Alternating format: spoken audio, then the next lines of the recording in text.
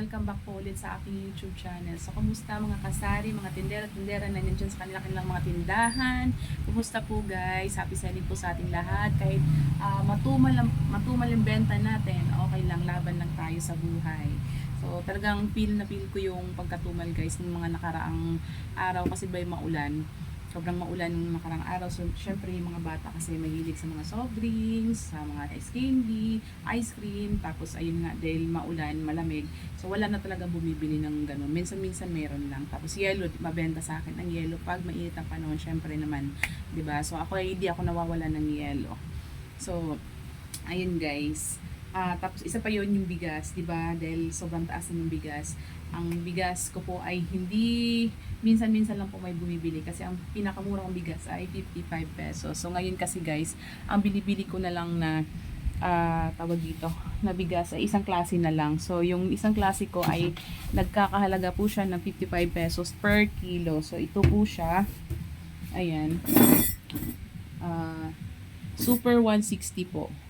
Actually, binabaan ko na nga tong price na to guys kasi mahal talaga ang sako ng bigas. Pero ngayon nagbaba daw po ata ang bigas. Pero di ko pa po alam kung syempre mga lugi talaga tayo. Pero okay lang, at least bumaba na yung bigas at tuloy-tuloy pa rin tayo sa pagbebenta ng bigas. Dahil nga ngayon talaga ay yung tingnan mo nyo guys, yung bigas ko, yung lagayan ko po ng bigas ay 3 po yan. Pero yung kinukuha kong klase ay isa na lang kasi yun na po yung pinakamurang bigas na nakukuha ko sa aking supplier. Anyway guys, ito na po guys, i-share ko lang sa inyo. May nabili kasi akong wawang spray sa Shopee.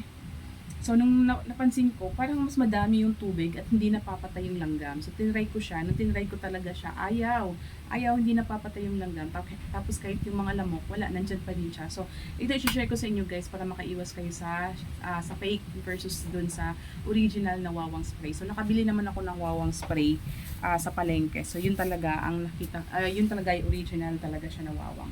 So, compare dun sa nabili kong fake, madami po talaga siyang tubig. So, pag ni-spray mo siya, talagang yung tubig ay tumatalsik. Tapos, bumubula yung banda sa may spray niya. So, tubig talaga yun siya, guys. So, ito papakita ko sa inyo. So, yung difference po ng wawang spray sa original sa fake, dito pa lang guys, mapapansin nyo na, dyan, sa lagayan niya, hindi siya klaro. So, ayan, wait. Medyo kasi, may araw. So, ayan. Paano ba? Ayan. So, pag original guys, merong nakalagay na pangalan, wawang. Ayan. Yan. Pag yung fake naman guys, wala siyang nakalagay na pangalan na wawang. Yan. Tapos dito naman sa original, makikita nyo, meron siyang expiry date. Yan. So, yung expiry date nito ay 2025. Yan po. Wait lang. Paano ba? So, ayan. 2025. Basta meron po siya expiry date, guys. Yung original na wawang. Tapos, yung fake po ay wala po siyang nakalagay na medyo madumi na expiry date. So, ayun guys. Tapos, sa kulay naman, mapapansin nyo, yung kulay ng fake, medyo dark yung pagkadilaw niya. Tapos, dito naman sa original, medyo clear. Ayan. Yun yung difference niya. Ayan. Tapos, yung kulay, ito naman dito ay parang fade. Ito naman ay medyo matingkad yung kulay. Ayan, matingkad yung kulay ng original. So, ayan. So, yun nga po guys, nabili ko to siya sa Shopee. Tapos, syempre sa sobrang inis ko, kasi di ba, pag nakabili ka ng fake, ba't hindi ka maiinis, di ba? Syempre, ipangbebenta mo kasi to. Pagbili ko kasi nito guys is 89 pesos ang isa. Tapos, syempre may shipping fee pa. Kung magkano nabayaran ko nito ay nasa 389 pesos. So, syempre sayang kasi 4 yung binili kong wawang na fake sa Shopee. So, nung nag-message ako, 'di ba kasi 'di ba magre-review tayo ng nila, yung nabili natin. So, nung nag-review ako, talaga sa sobrang inis ko, nasabi ko lahat ng pwede ko sabihin, pati yung dinescribe ko lahat ng original versus dun sa wait na, may bibili.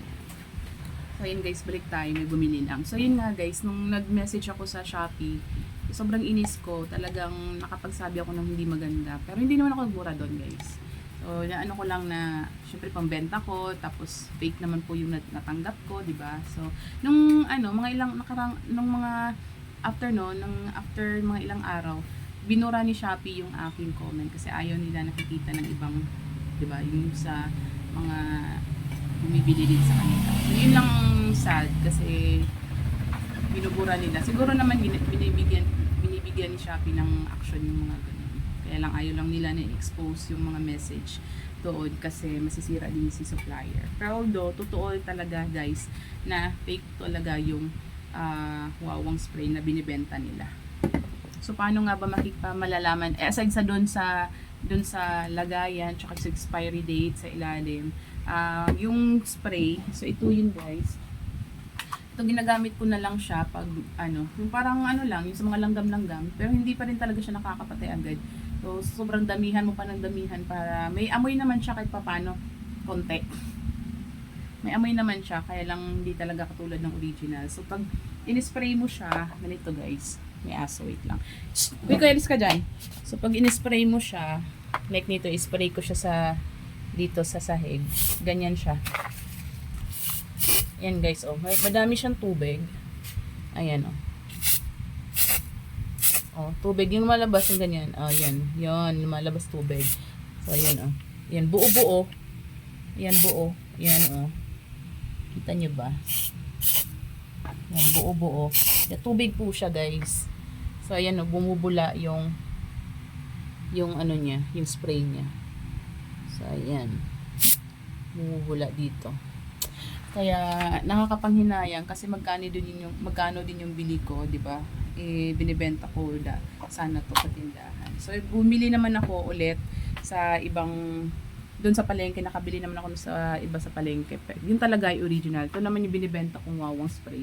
Ayan na naka-display na sa taas. So yung binili ko niyan guys is 5, yung isa ay ginagamit po namin.